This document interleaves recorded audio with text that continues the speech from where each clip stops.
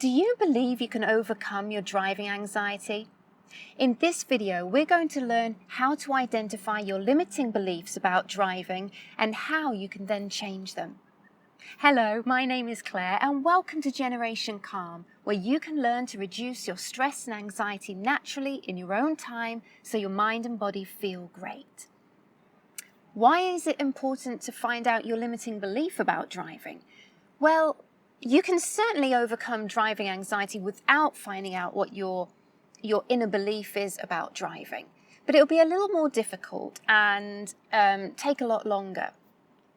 So let's take the example of Michelle. Now, Michelle can drive. She drives often, but she will not drive on the motorway. In fact, when she has to go anywhere that involves motorway driving, she relies on her brother to take her there.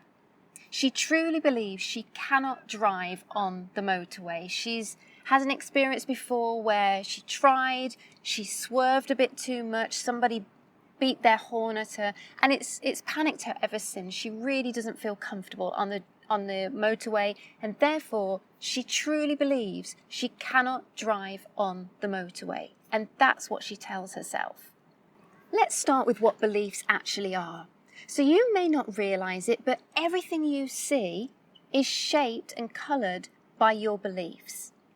So what you see may not be identical to what somebody else perceives, because it's like we're all wearing glasses, and each one of those glasses is colored by your beliefs based on your past experiences, like schooling, like your upbringing with your parents, your education, your religion, like everything shapes your beliefs.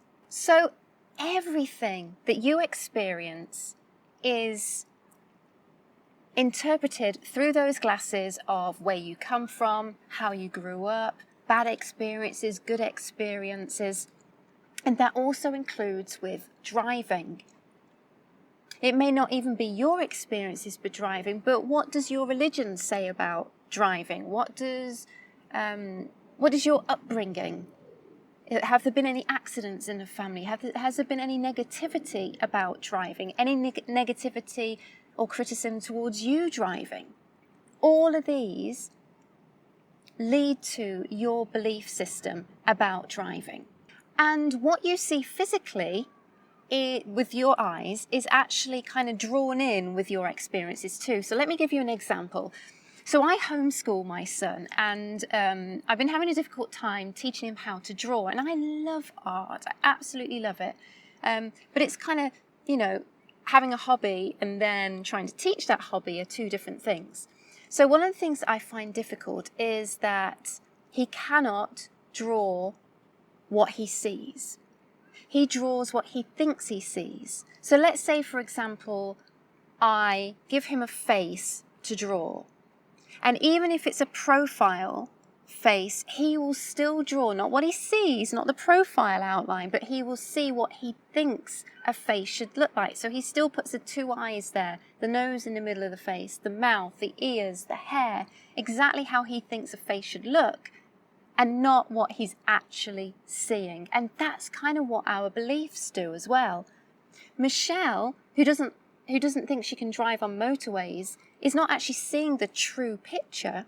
She's not looking at a motorway driving and thinking the truth about it. She's seeing everything colored by her past experiences, her interpretation of it. Here are some examples of beliefs that might lead to a driving anxiety. I'm inadequate. I'm not good enough. I have to be 100% correct and make no mistakes.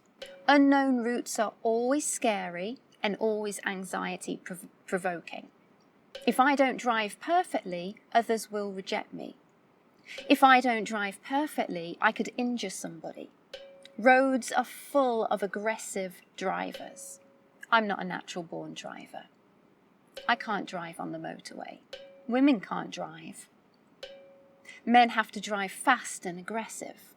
I'm too busy to take time to practice driving. I'm always going to be a bad driver.